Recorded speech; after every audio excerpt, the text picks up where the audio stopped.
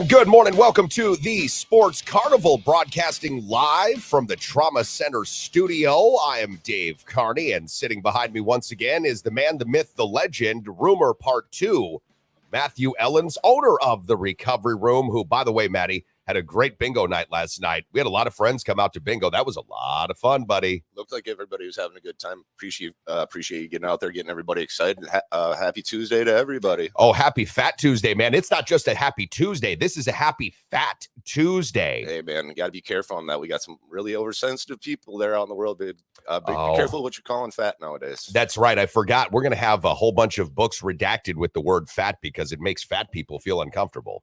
I just don't know if it's just fat people being uncomfortable. I think there's I don't know if it's cancel culture going out there in the world or what's going on, but I'm sorry, I just forgot his name and I'm choking in the mic. Roald Dahl, I think, is who you were yeah. talking about. Yeah, Augustus Gloop can no longer be called enormously fat, so now he's just going to be called enormous. We have just overly sensitive people out there in the world, in my opinion, with other things. Tiger Woods, Justin Thomas, the whole tampon thing going on out there in the world. That I guess there's always going to be some men that are always going to keep driving away, but if you can't call a guy Sally, I guess, for missing a putt on a golf course anymore. We have so many other things going on in their world. Where else to get started with? Google Maps just found a gun-shaped pool in Florida that's been there for 4 years, and people are losing their mind.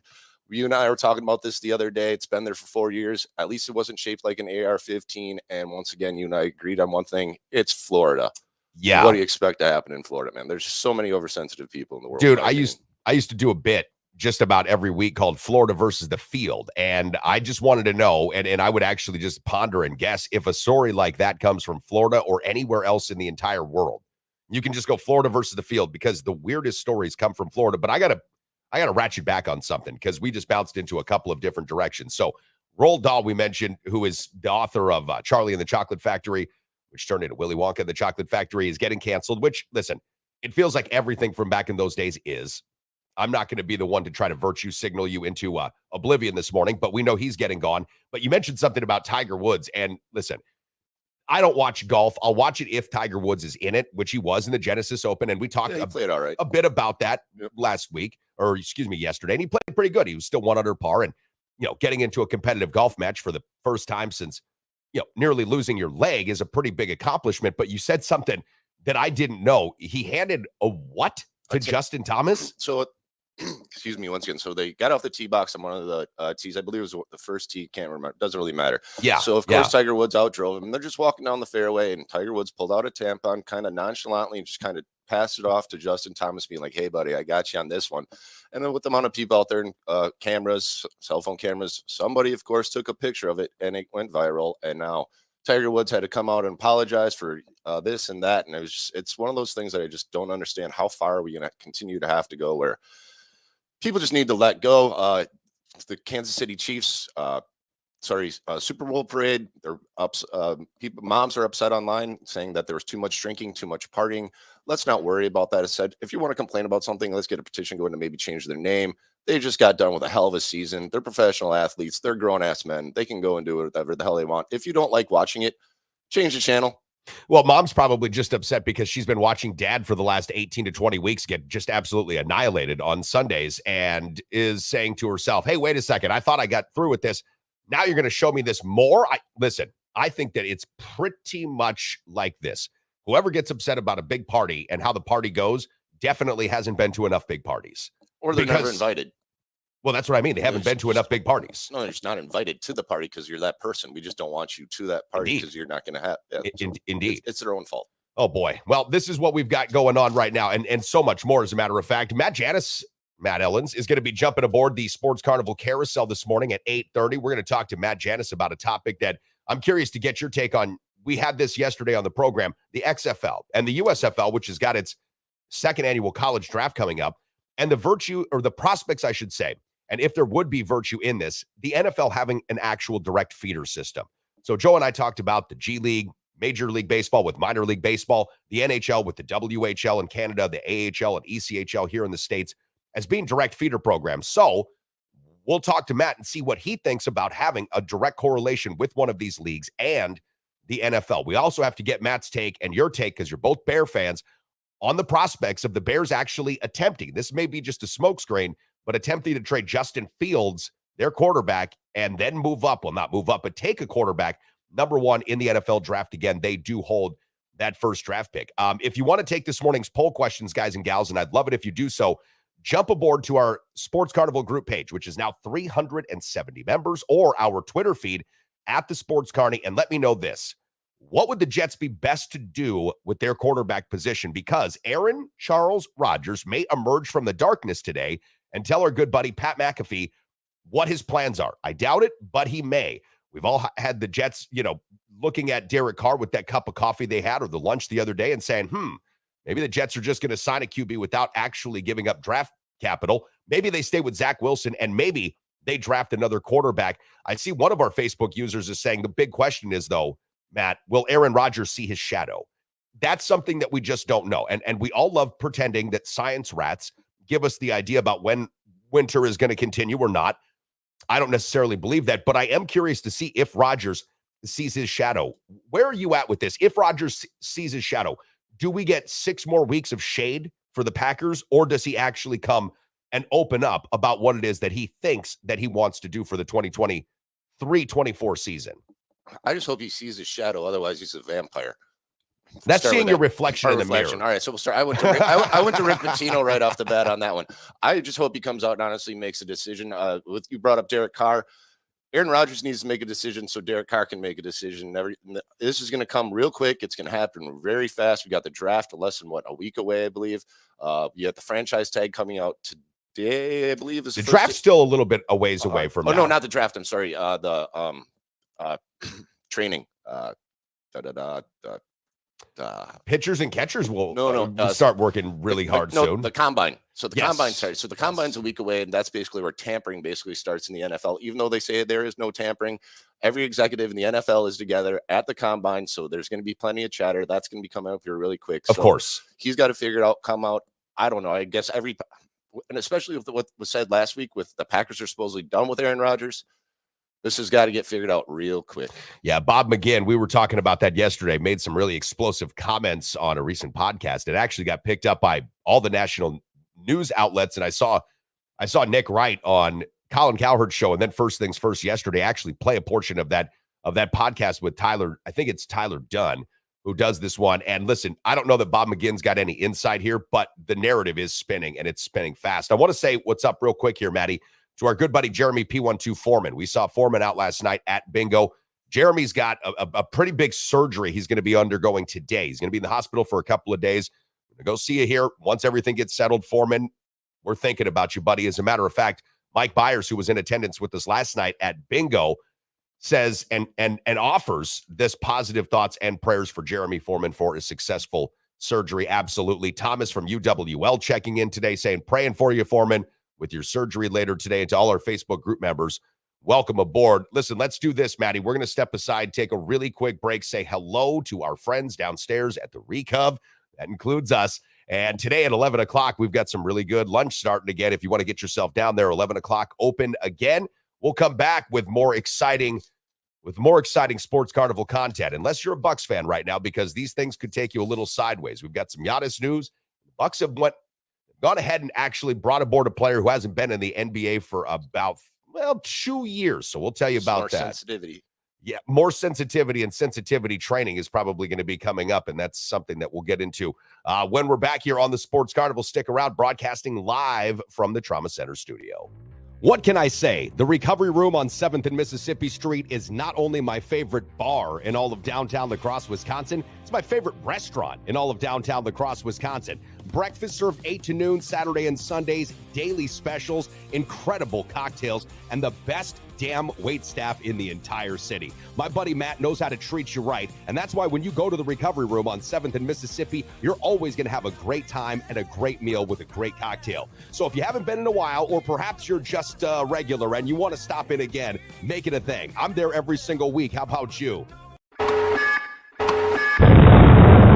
Hello, this is Professor Fission for Nuke and Nuke Light, the world's first nuclear beer. Brewed and nuked in 1956 and recently found in Warehouse 14. How's it still fresh, you may ask? Well, thanks to our friends Cesium-137, Stromium-90, and Plutonium-239, these beers will stay fresh for another 90 years. Not only does Nuke and Nuke Light have 10 times the kick, but you're sure to be a hit at the party because it helps your urine glow in the dark. Nuke and Nuke Light. Pick up a case today before it melts through your grocer's floor. And a Luke Air. Yummy.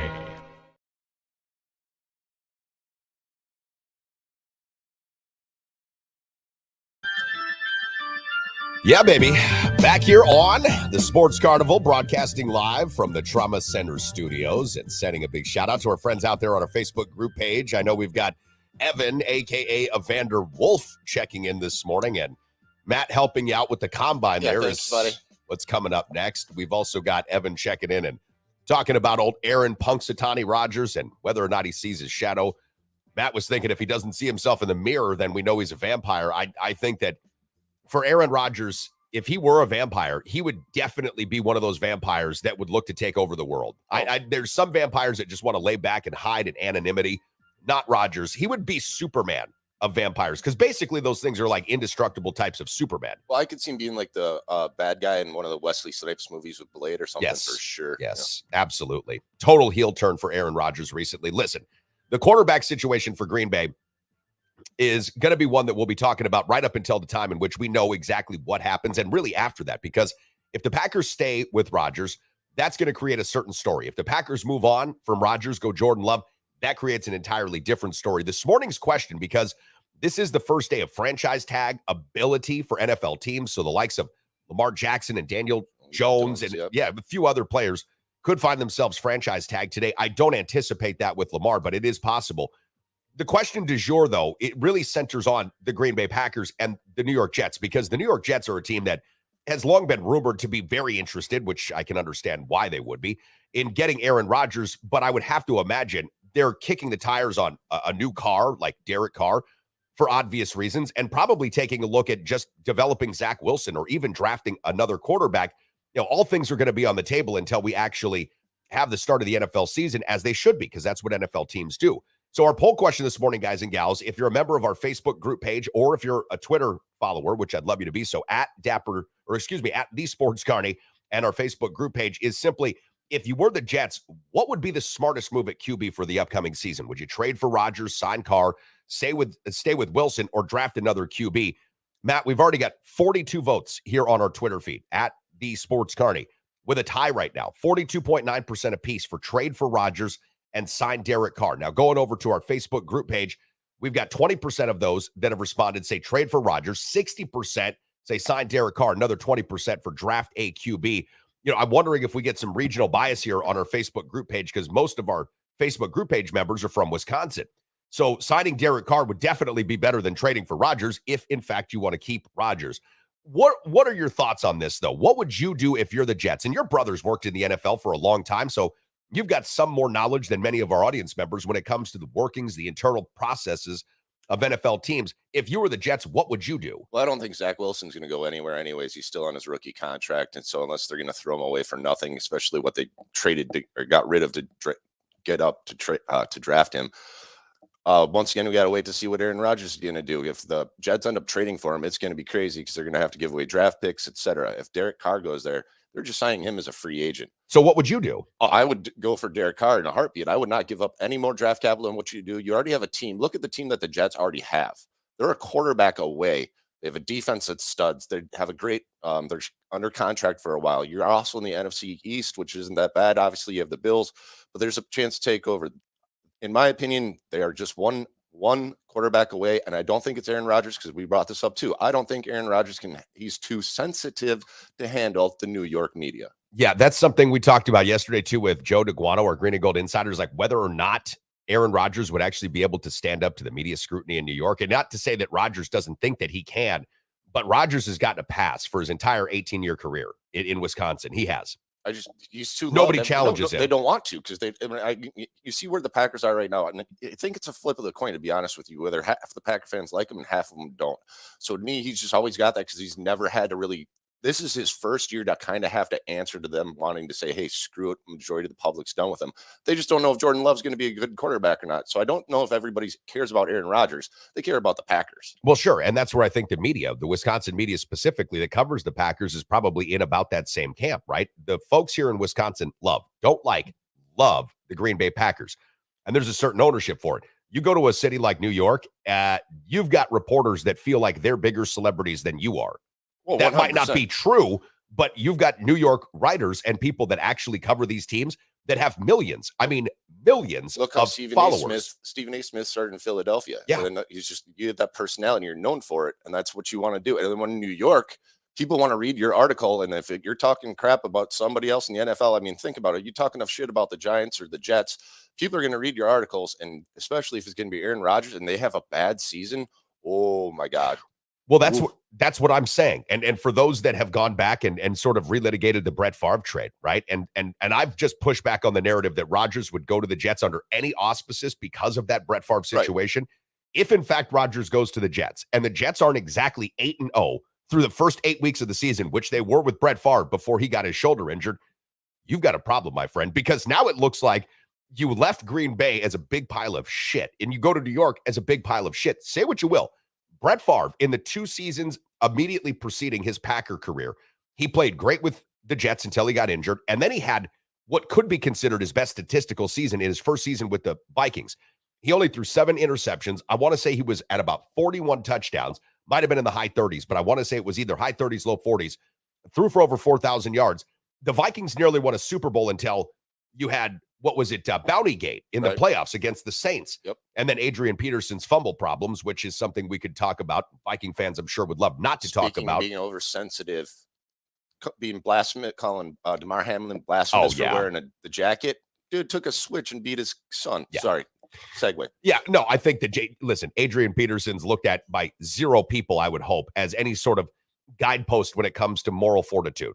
And I'm not really interested in Adrian Peterson's thoughts on God either. It's kind of like another great running back who was really good in college, not so great in the NFL, Herschel fucking Walker. Dude, do yourself a favor. Stay home for all time when it comes to just don't open your mouth. Never again. Nope. If you can do all of us a favor, never open your mouth again.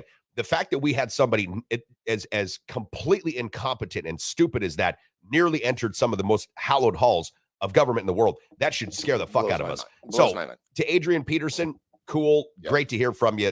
And I'll throw it back to you this way. Derek Carr's also at least 4 or 5 years younger than Aaron Rodgers. Yes, so not 4 or 5, he's like 10 years younger. Oh, I thought Derek Carr, Rodgers turned 39, 40, and I thought Carr's about 30. Yeah, maybe 33, 34. He might be 33, 34. Rodgers, sorry, getting up there, you're going to get more injured or injury prone, the thumb, et cetera. I mean, it is what it is. You'll have to see what happens. Yeah, I think we've got our friend Jeff Schneider Tax and Accounting, checking in here on our Facebook group page. Morning, says the Jets should trade for Lamar Jackson because Rodgers is going to stay in Green Bay and win the Super Bowl next year. Boom, baby. That's what all Packer fans would love to see. Now, the recent evidence suggests that that's not possible, that that's not probable. Aaron Rodgers hasn't really been a good playoff quarterback for, 13 years? Since 2010? I know we had a bunch of Packer fans geeking out over the Packers and Steelers Super Bowl on the NFL Network the other day. I really did. I got part of this group text, which is laborious to say the least because there's just too many messages that go back and forth. But we had guys waking up. If you want a morning boner, you got to watch the NFL Network right now. It's the Packers Steelers Super Bowl from 2010. Oh, God. Well, listen, and as a fan of teams like, the Lakers, I'll enjoy on occasion to go back and watch like a finals, or one of those championship series runs. But think about that, guys and gals. We're holding on to something from 13 years ago with a player in Aaron Rodgers who was only in his 5th season. Okay, there has been a little bit of time in between then and now. I'm not saying that Rodgers can't sling it. I'm not. But I love hearing it from Packer fans like, well, the Packers have a better shot to win a Super Bowl with Aaron Rodgers. Prove it to me. Nick Foles has won a Super Bowl with Philadelphia. Blake Bortles nearly got a Jacksonville team to a Super Bowl a few years back. Tom Brady's won a number of rings since the Packers got that Super Bowl in 2010. It doesn't take Aaron Rodgers to be a Super Bowl quarterback. It really doesn't. It helps if Aaron Rodgers wants to be part of the team, but it's not necessary. And I love Packer fans. Oh, he gives you the best shot to win a Super Bowl. Prove it. Nick Foles won a Super Bowl with Philadelphia. Trent Dilfer. Prove it. Well, Trent Dilfer had a great all-time defense, but still. Yeah. But yeah, you have to have a team. Aaron Rodgers has not been playing great for a long period of time. Obviously, he's going to say, and there's fans out there to say they didn't have the talent. They didn't have the talent. I'm sorry. He's supposed to make everybody better. They've been there, but they just haven't gotten there where they need to be. Talking about holding on to shit, being a Bears fan, I've been a Bears fan watching Super Bowl in 85. And when Coach gets on, if he's listening, I'm sure every Bears fan is pissed about one thing in that game. Walter Payton did not get his touchdown. William Perry was given it to him. I'm holding on to that too. But you know what? You didn't like the fridge getting that touchdown? Walter never got his touchdown, and Sweetness deserved his fucking touchdown. That's bottom line. God, but refrigerator Perry getting that was just so awesome. And Mikowski was over the line. So we do hold on to some things. Wow. But come on. Let's get better. Speaking of Bear fans, we've got Rob Dog from Stoddard checking in and says, or asks, can Aaron Rodgers stay hidden in his dark cave or whatever? It's been peaceful without hearing him. I love my Chicago Bears until the day I die, Dave. And speaking of Bears fans, Matt Janus, UWL football coach, he's a Bears fan. He'll be jumping aboard at 8:30 this morning, guys. And we'll talk to Matt about his thoughts on the Bears and whether or not there is anything, at least in his estimation, about the Bears possibly moving on from Justin Fields and going up to draft a quarterback number one. I don't think that they will do that. I don't think it would be smart for them to do that. Probably a smokescreen, probably subterfuge, but stranger things have happened. Now, I want to transition just for a moment, guys and gals. Make sure we get this information out here because we did get confirmation yesterday, and we weren't sure, Matt, yesterday morning what the diagnosis was going to be when Giannis left Utah, where there are no medical doctors. We all understand Utah is a different place, so they don't have medical doctors there. They practice Christian Science. So Giannis had to leave Utah for the All-Star break, go to New York City, and get an evaluation about that sprained wrist he suffered when he played inexplicably in that Bulls game on Thursday night, which we were watching at the recovery room. Well, fortunately, Giannis is not severely injured. He has suffered a sprained ligament in his right wrist, and according to what we have read, Giannis is basically going to be going through treatment and will be dealing with this as a pain management issue. Basically, he is hurt but not severely injured. So once the pain subsides for Giannis, according to what we are reading, he will be back. Now, the Bucks don't play again until Friday night. They'll be hosting the Miami Heat on ESPN.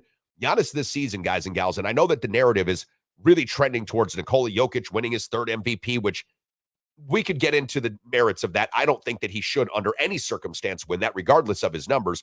But Giannis is about as good as it gets this year, as good as he has ever been. And I would say right now it's a 2-horse, 3-horse race between himself, Jason Tatum, and Nikola Jokic. 31.8 points. So 32 points, 12.5 rebounds, 5.5 assists. This guy just does it all. And the thing about Giannis, as opposed to a guy like Jason Tatum or Nikola Jokic, is this. And this, I think, is important when it comes to an NBA MVP. If you needed a bucket in the final few seconds of the game, would you rather have Jokic or would you rather have Giannis? I'd rather have Giannis because he's going to have more chance to drive to the rim and probably get a foul. Okay, cool. If you had to make a stop on the final possession of a game, would you rather have Jokic? Would you rather have Giannis? Or would you rather have Tatum? Ooh, Tatum is not up there. I mean, Tatum's a great defender, but I guess he's an okay defender. Yeah, but Giannis can guard everybody. Indeed. And Nikola Jokic is not known by anybody to be a great defender. He's more of an offensive guy. Yeah, he's not known to. Yes, 100%. Absolutely. Yeah. So point is, I think that Giannis right now, and I'm kind of making this a circular logic, point for him being MVP. Giannis is playing as good as anybody in the league, an MVP type season.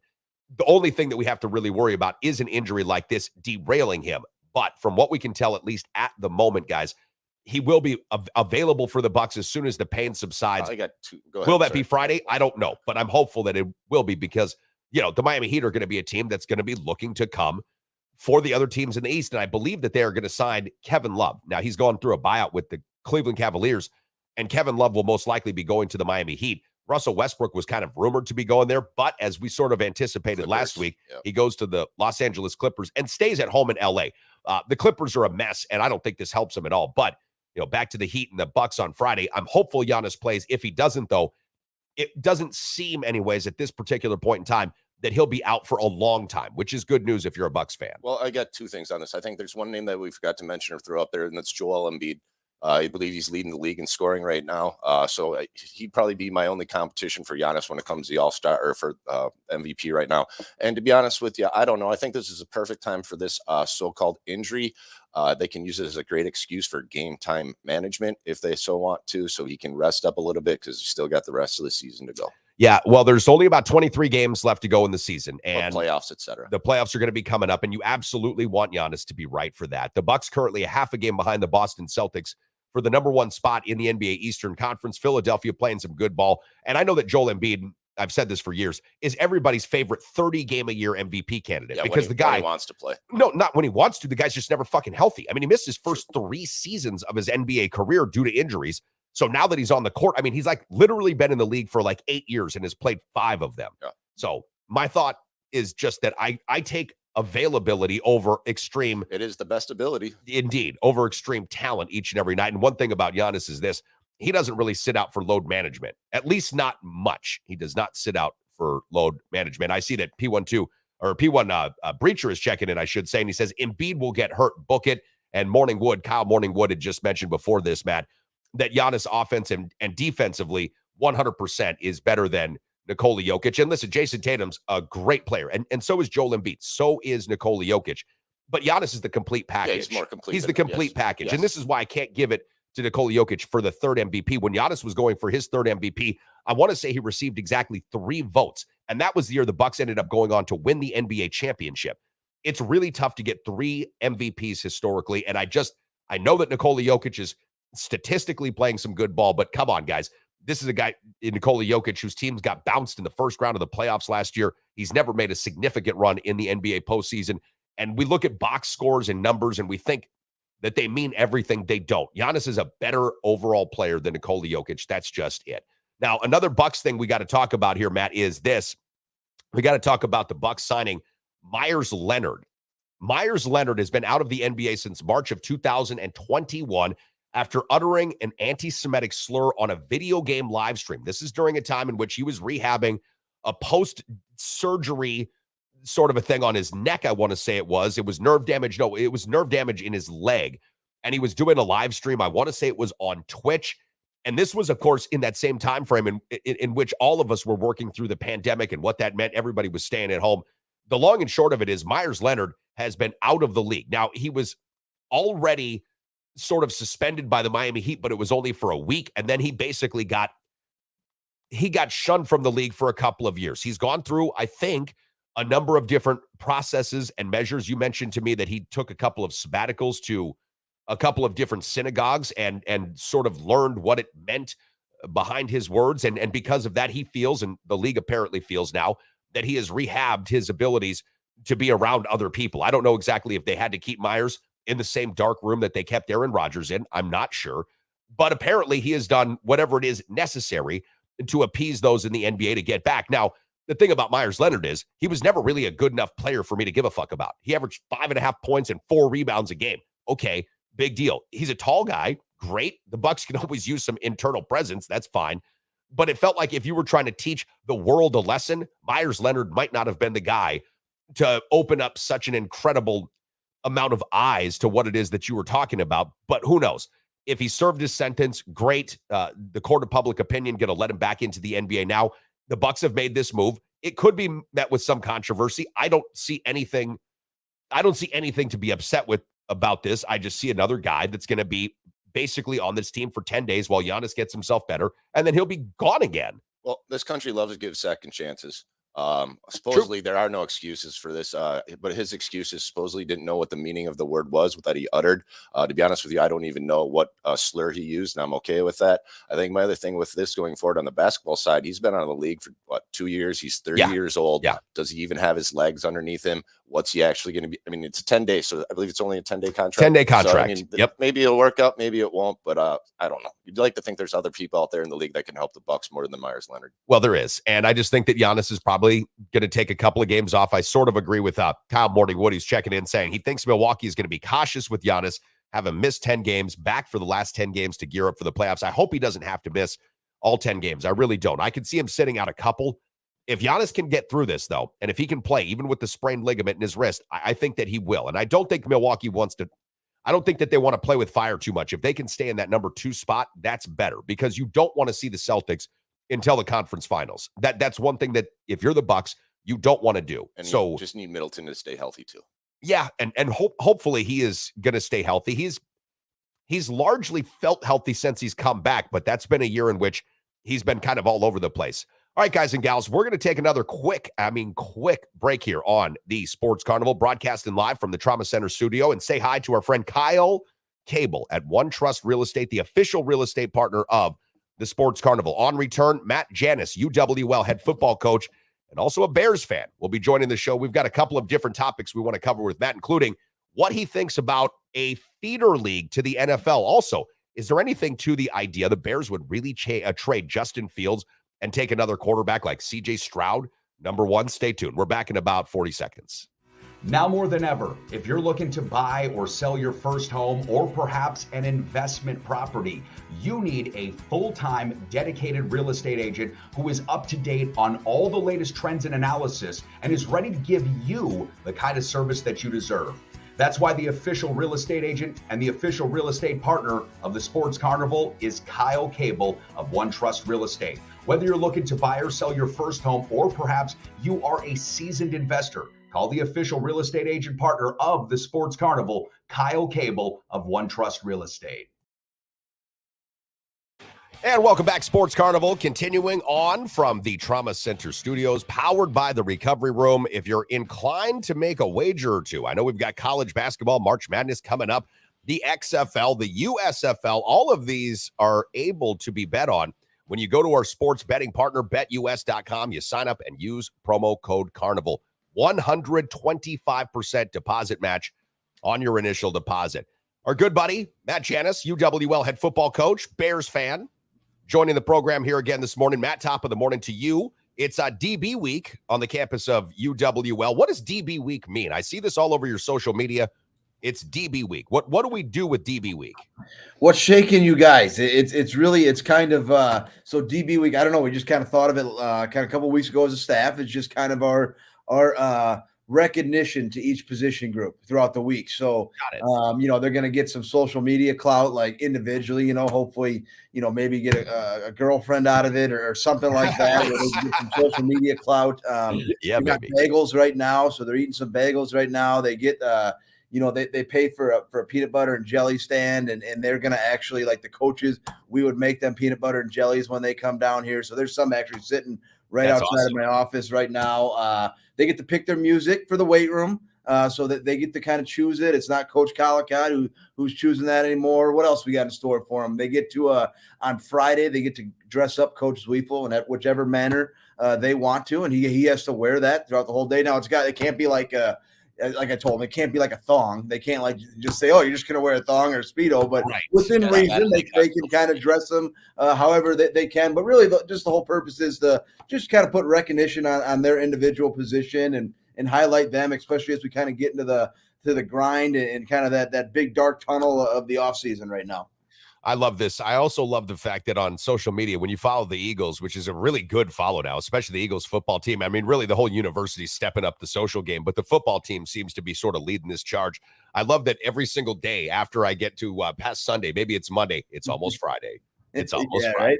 It's almost Friday. He's been reaching in the vault too. He's been going back and finding some our social media guy, Carrick Jackson. He's been kind of going back into, I think he had pictures from the 80s the other day for the Almost Friday stuff. And yes, he's been finding some good ones. He's been working hard on that stuff. Yeah, this is really good follow, like I've mentioned. And when you go to Instagram, when you're on Facebook, when you're on Twitter, and you see these pictures, you're like, oh, yeah, baby, we got something here. Old videos. I've loved this stuff. A lot of championship highlights from the old Roger Herring days. It's been a ton of fun.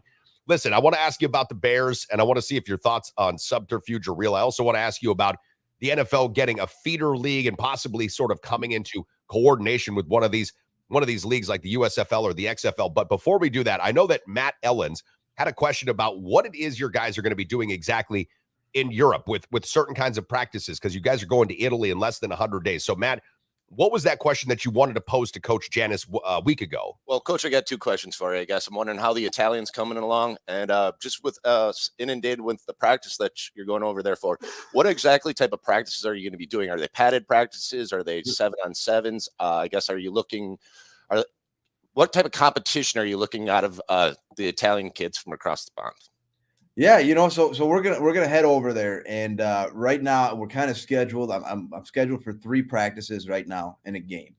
So we're looking to, right on day 1. So we land in Rome, and then we actually drive to Florence on day 1. And I'm hoping to stop somewhere in Florence and just work them out, right? Like they've been sitting on a plane for whatever, 10 hours, whatever it's going to be. Just kind of work them out, just do some run, no pads or anything like that. And then I'm hoping by tomorrow, we're kind of going back and forth right now with the time difference, actually going to meet and kind of Zoom and call in with with one of the Italian teams from Florence, which is like their Premier League, like their highest leagues. I believe are already kind of kicking off their season or just starting their season. So a lot of them don't want to jump into full games, but we're hoping to play some kind of a joint practice. So that's what I'm trying to work with this Florence team. And that's actually where, you guys remember Art Briles, he's actually coaching there right now. So we're trying to work that out right now. We're going to get on a call and hopefully do some sort of a joint practice. And whether that means we kind of separate for a while and then we come together to do 7-on-7 and maybe a little bit of team stuff and kind of a, maybe a thud type tempo type of practice, and then have another practice with just us because of the number of guys we have. We can go full, full go with each other and kind of do like a little bit of an inter squad scrimmage. And like I said, we're bringing our total party is like 130, but we have 86 players going. So we're going to be, that's plenty of time for us to be able to kind of get some scrimmage in with that. And then we're going to play a team in Rome. And I'm not sure yet exactly who that is. Our travel guy is kind of setting that up. It's not going to be the Premier League, but it'll probably be a little bit lower of a league, but it'd be a full game. And it's a chance for us to, like I said, get game experience in with our group. So that's kind of what we're looking at. It's going to be, we get a lot of practice. We're going to get a game in there. And then hopefully, and if it's not going to be Florence, hopefully play one of those top club teams in some sort of a joint practice type fashion. All right. That sounds exciting as hell. I've got to say, I'm hopeful the Eagles will be able to stream this live on the website, or possibly we'll be able to get video after this. I'd love to be able to see what it looks like over there. Like, how do they dress the places that they play? Are these, small stadiums? Are they little arenas? I mean, are they just fields? What do you know about that so far? Well, I think I looked a little bit at this Florence team, and Coach Zweifels actually he's got some kind of connections over there as well. He kind of played at Dubuque, and when he was at Dubuque, I know they went over there, so there's kind of some connections. So he's reached out to some of those other top teams. It's just at the distance, like we're 2 hours from Parma, we're a little bit further away from Milan, so we're not going to be able to kind of work with those. But the stadiums that they play in, it's going to be pretty cool. I think the atmospheres will be really cool with some of those top clubs, and still figuring out the rest of it here as we go. Man, I can just see it now. The American boys are going to come over there, and anytime that you're new in one of these places, all the eyeballs start to focus on you. And some of these towns over in Italy, I've got a buddy of mine, Gus Fimple, who travels to Italy quite often for business. Mm-hmm. And, listen, it's a different world over there than it is here, meaning you're going to have a whole bunch of these good-looking young American boys walking around town, and they will absolutely be the talk of the town. Hit the beach, man. My God. Hitting up the beaches. I don't know if good-looking would be how you describe our team, but I think they're pretty good looking. I've seen these guys around town. Good looking coaching staff too. Very good looking. That's really more where it is. Good looking coaching staff. Well, you guys make sure to set the standard, and then the players have to follow. That's what a good coach does. You set the standard fashion wise. You set the standard football wise, and there you go. All right, let's transition gears while we've got you here, Maddie, and talk about your favorite team in the NFL. Anyways, the Chicago Bears, and we've got a lot of Bear fans here on the program, especially now with Matt Ellens sitting behind me.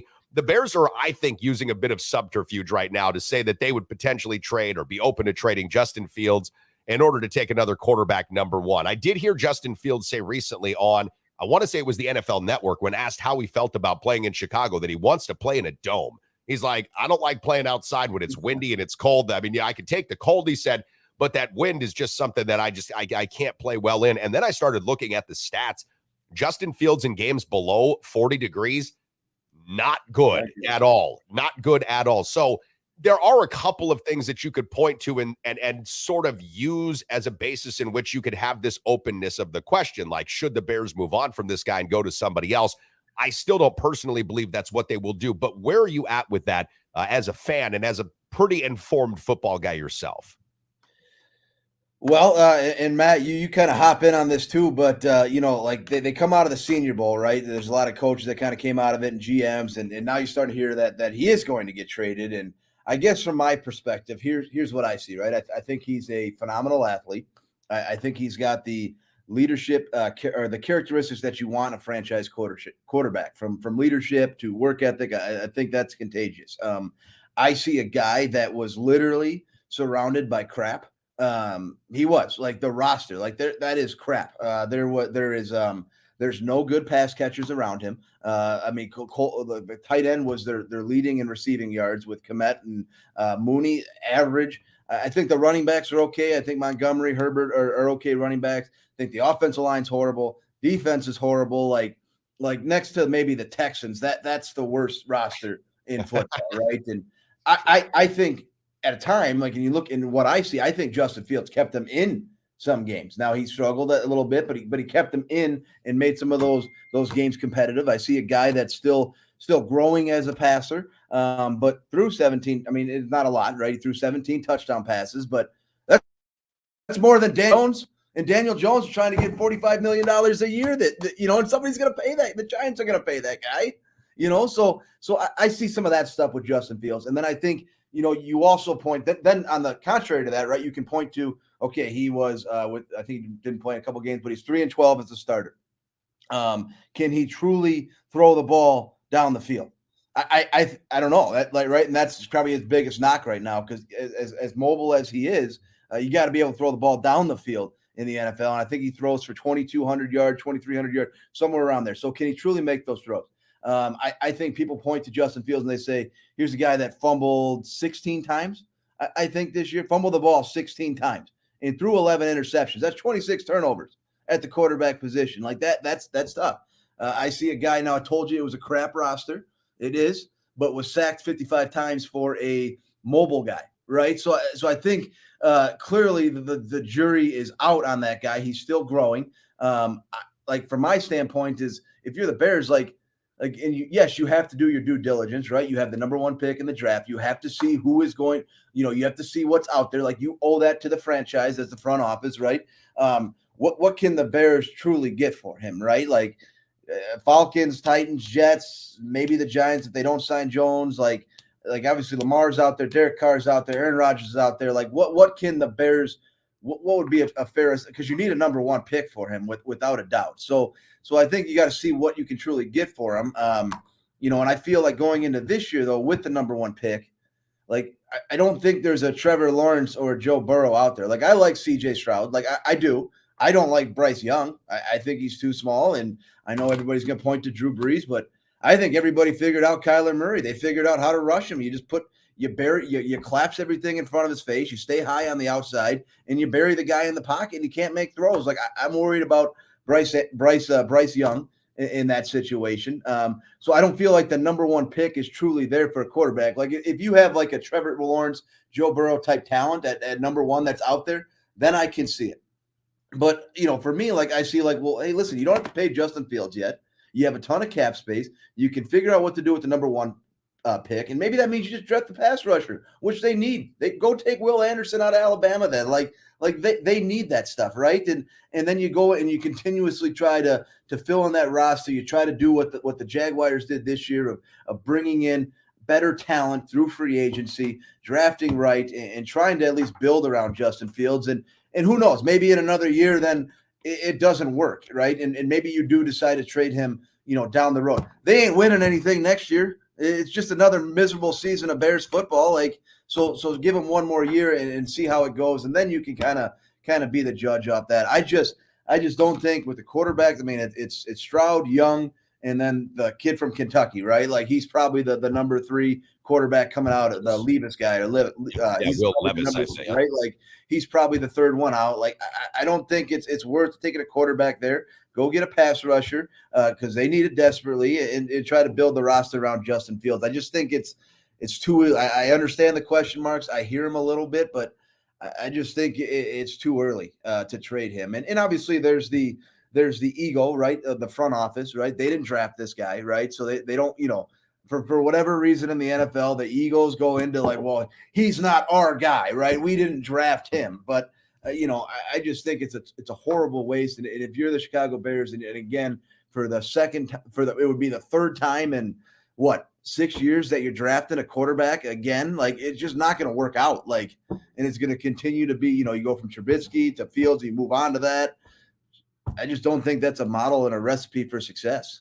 Well, I guess there's a couple things going on with that, Coach. Thank Lovie Smith for getting us the first. Lovey. And the Bears the first pick this year. And like you said, if they don't fill out their roster, they might get the first round pick again next year, just like the Jaguars just did. Mm-hmm. I guess going with Justin Fields, he's still 4 years younger than Bryce Young.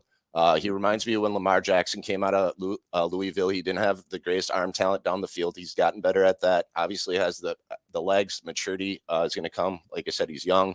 Hopefully he gets better with the arm angles, etc. And then with Poles, he's just doing his due diligence. I think you have to go out there and at least, like Dave said, he would throw up a smoke screen. What is it? The Cowboys just came out and said they like CJ Stroud. I mean, it's just that time of year that somebody's going to come out and say some sort of bullshit to just get everybody going. And the Bears have to be shopping. Whether they stick with Fields or not will be seen, but Poles is just doing his job. Yeah, no doubt. And I mean, I think there's a lot like going. Yeah, I'm with you with the smoke screens, but I wonder like if the Bears don't have the number 1 pick or they're not in the top 5, are we even talking about this? You know what I mean? Like, are we even talking about this? I think you're exactly right, Matt. It's just a smoke screen. See what they can get for maybe picks. I just would hate to see him trade. I just don't think it makes any sense to trade a quarterback, draft a quarterback, and maybe you recuperate, a few. Maybe you get a number 1 later on or something. But would sure like to see him stick with Fields and see where it goes. But there's a lot more wrong with this team than the quarterback. We'll see how smart Poles is. That's for sure. Well, and this, guys, will transition us right into our next little topic of conversation I wanted to get Matt's thoughts on here, and that's the NFL having some sort of an official feeder league. Now, yesterday, guys, we were talking to our Green and Gold insider, Joe DeGuano, about Jordan Love, and the prospects of the Packers putting Jordan Love under center, it does scare some of our Packer fans, right? We got Jeff Zelke saying that, Aaron Rodgers is a cap hit. Jordan Love not going to be as good as Rodgers, but at least he won't take up 20% of the cap. That's true. But if you're the Packers, you'd probably rather have known what this guy was. If there was an official feeder league, sort of like we have in the G League or minor league baseball or the AHL and ECHL in hockey, you might be able to put a player down in your system and say, hey, listen, because we know that you guys are running largely the same kinds of offense that we are here in Green Bay, let's give this guy 4 games and see what he's like. That would have benefited even a player like Justin Fields, having that kind of opportunity to learn the NFL game in a way that wouldn't actually have consequences on the NFL team. So as a coach and a coach in, a college, football world that does put players into the NFL and is used as largely the minor league of the NFL for what that's worth, do you think the NFL would ever actually go back to the prospects of the NFL Europe or even co-opting with one of these leagues, the XFL or USFL, to develop an actual feeder system, or is football just too violent and we won't be able to see that sort of thing work out? Yeah, Dave, I guess it's how do you envision it? Would it be something like, in order to do, I think what you're thinking, it would have to be a league that coincides with the NFL season, right? Like you would have to be playing those type. Am I correct in that? Like, so to be able even to if they did it in the spring, but I mean, even if they did it in the spring to try somebody out, like say you had the draft and then there was a 6-week league where it was not preseason, but it was full NFL, or the NFL Europe. They used to be able to assign guys to NFL Europe, get a look at them and bring them back. I know that didn't work out, but it was successful for a while. Yeah.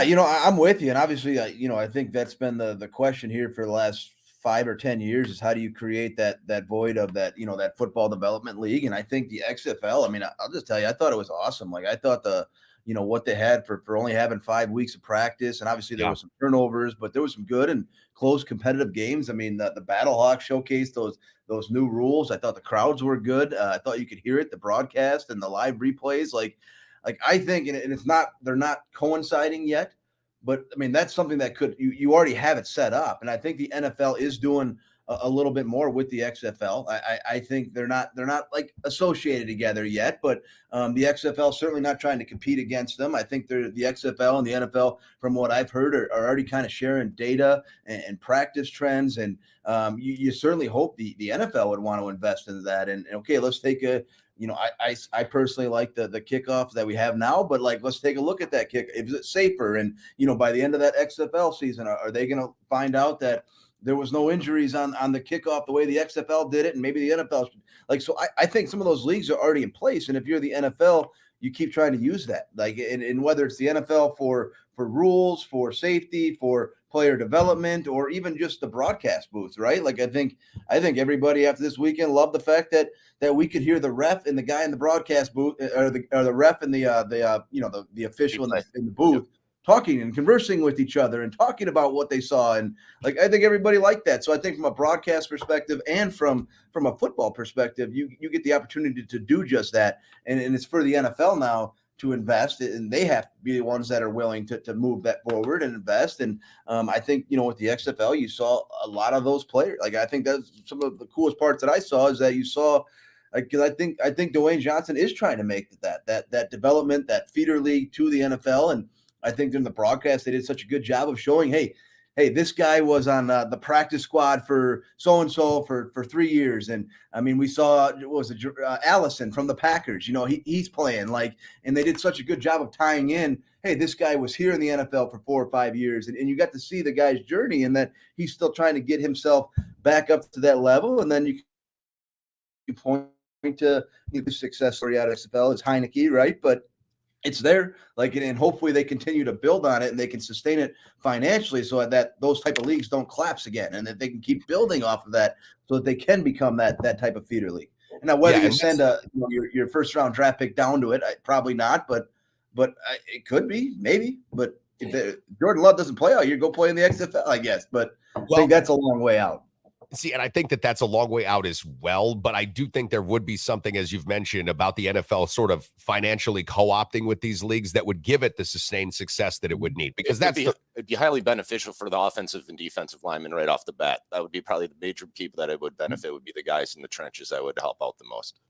Well, and the financial ramifications of the NFL being able to piggyback with these leagues, that would keep them afloat, right? Because that really is truly what you have to worry about, is how do these leagues sustain, because they don't own the stadiums that they're in. They don't own the concession rights to most of the stadiums that they're in. And that really does hamper your ability to make money. So we'll see. I think the XFL, though, for what it's worth right now, and we'll talk about the USFL as that gets kicked off, because they've got their first ever or second ever college draft coming up here in the new USFL, and what those two leagues will mean. We've got the USFL starting in April, and of course, the XFL already starting. So it's going to be one of those things, I think, as football fans we'll all be kind of looking at. Before we let you off the hook here today, I've got to throw this out here as well, because we've had our good buddy Kent Dernbach on the program a number of times.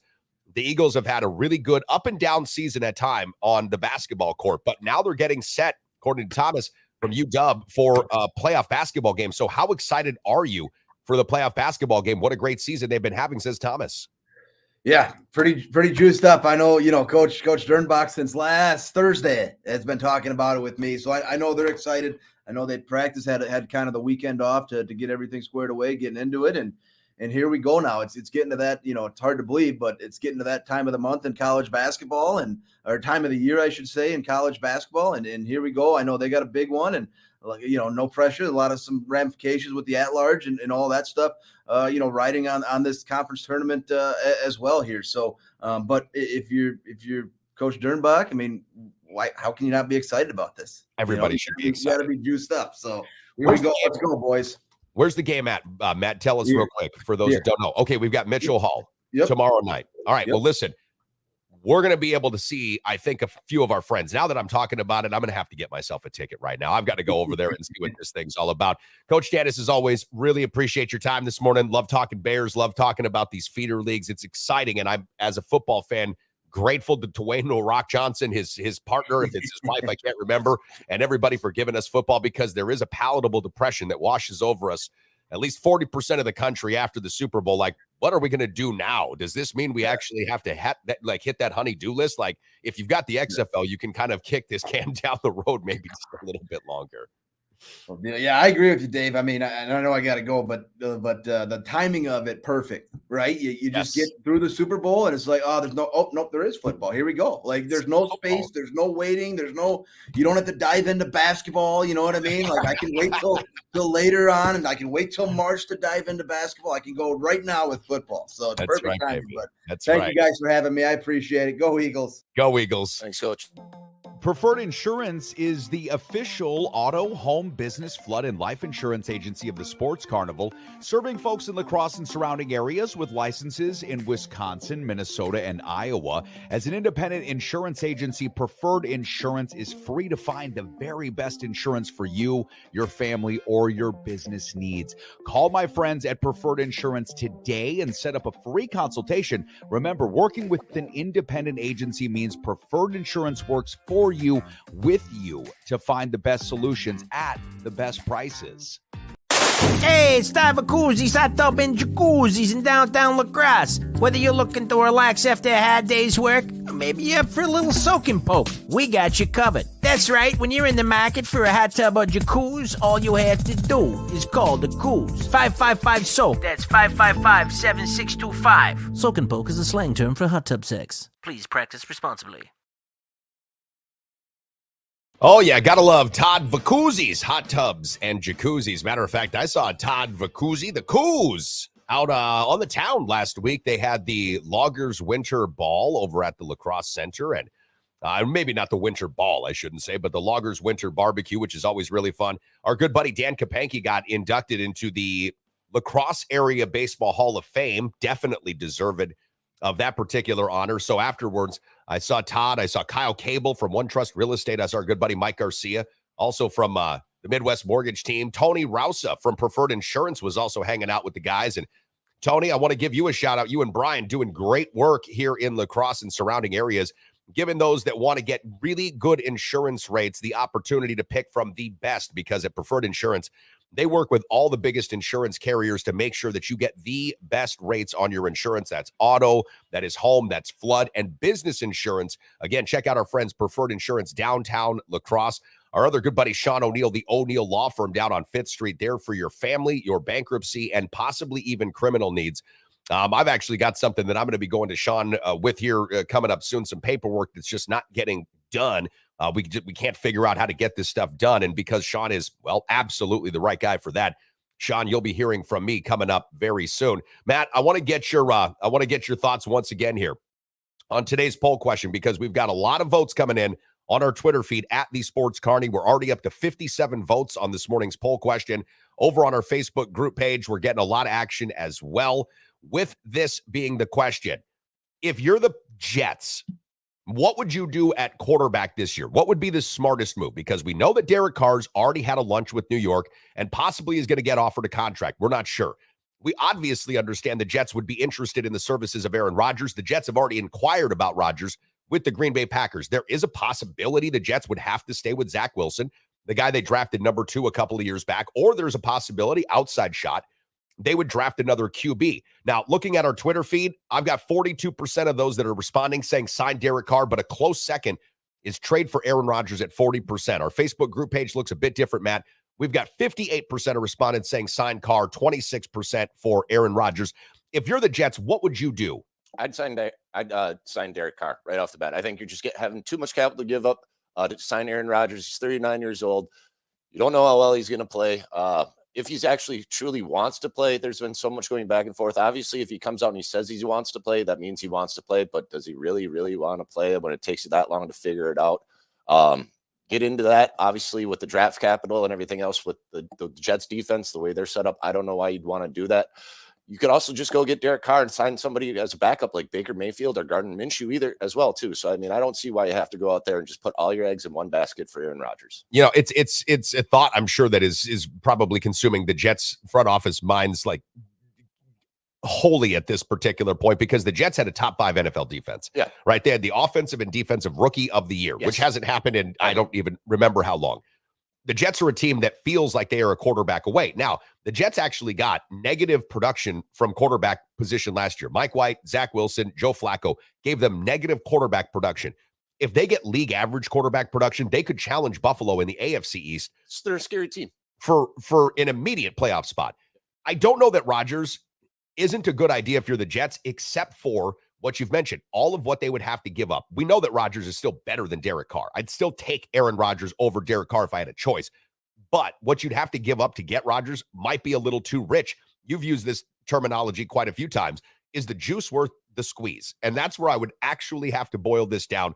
Is the juice worth the squeeze? Now, for the Packers, And Jeff Zelke, we put up your comment here once before this morning, but I want to hit this again. If you're the Packers, I know that the enticement of keeping Aaron for one more year to see if you could roll something back is going to be there.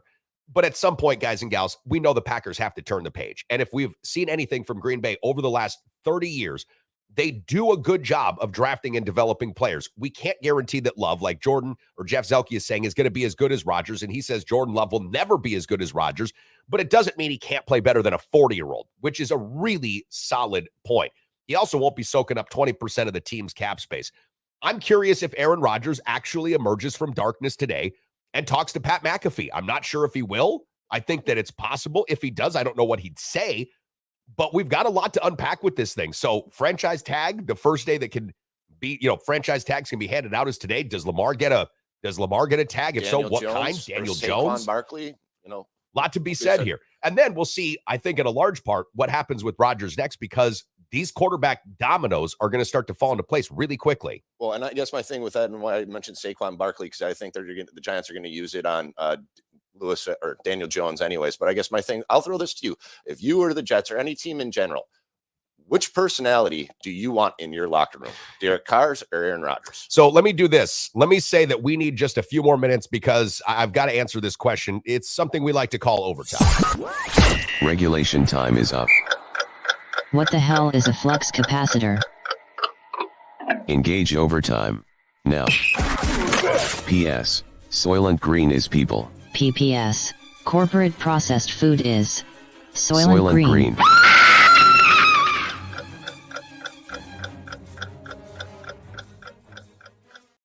I figured this deserved a little bit of overtime. Thanks to those that are sticking around with us here on our Facebook group page, my Facebook profile, YouTube, Twitch, Twitter, and even a few of those that watch us on LinkedIn. What quarterback personality would I rather have in the locker room? Derek Carr. Yeah. 100%. Absolutely 100% Derek Carr right now. If I'm the Packers, I probably want Rodgers back because this guy's been here for 18 seasons. He knows the team. He knows the town. He knows what we're doing inside and out. But if I'm bringing a guy like Derek Carr or Aaron Rodgers into the fold, I guess I would say this. If Aaron Rodgers, was as fully engaged, went to the OTAs, if he went to the mini camps, if he was there for all of the preseason stuff that NFL teams install in order to get themselves ready for the regular season, yeah, I'd probably take a shot with Aaron Rodgers. But we have seen over the last number of years, that's not something Rodgers wants to do. And when you look at like a guy like Patrick Mahomes or Tom Brady, and you ask these dudes, hey, what did you do during the offseason? Mahomes is like, well, I was down in Texas working with wide receivers. Went back home, started working with my wide receivers. Tom Brady's like, I told Giselle to get fucked and get divorced because I wanted to go play football with my friends in the pandemic outside in Florida. You ask Aaron Rodgers, hey, what'd you do with your offseason? And he's like, I've been tripping balls in an ayahuasca hut down in Peru. Okay, I'm not necessarily against psychoactive drugs, but dude, as an NFL quarterback, you look at what the other guys are doing, you've got to give me something here. And to say that you've just been out there hanging out doesn't necessarily feel like the best use of your time. And by the way, you didn't come into this season, Aaron, looking too good either. I don't know if you were out of shape. I don't know what that was, but it wasn't a great season. And I don't care about that 4-game winning streak against teams that couldn't have beaten anybody. You still didn't make the postseason. You lost to Detroit. So I need a little something more from Rodgers than, yep, I'm going to go trip balls in Peru for 6 weeks. I mean, listen, you do what you do, but that's not going to make you an elite quarterback, at least not at 40 anymore. Well, imagine this. Okay, he's spent his entire career with the Packers. He was aloof this past type off season. Imagine this. He does get traded, and he does show up at this other team, and he does show up for the workouts, and he does dedicate himself to that team. What is the outrage going to be with Packers? Oh, fans? God. Where the fuck is this dude been fucking last 5-6 years? So, you have to go to a different fucking team to show up to actually want to try? Fuck you, man. Oh, God, good stuff. All right, guys and gals, that's going to wrap us up for overtime. I'm Dave. He is Matt. Don't forget, Recovery Room open for your lunch and dinner concerns starting at 11 o'clock today. We'll see you guys back here tomorrow. Peace.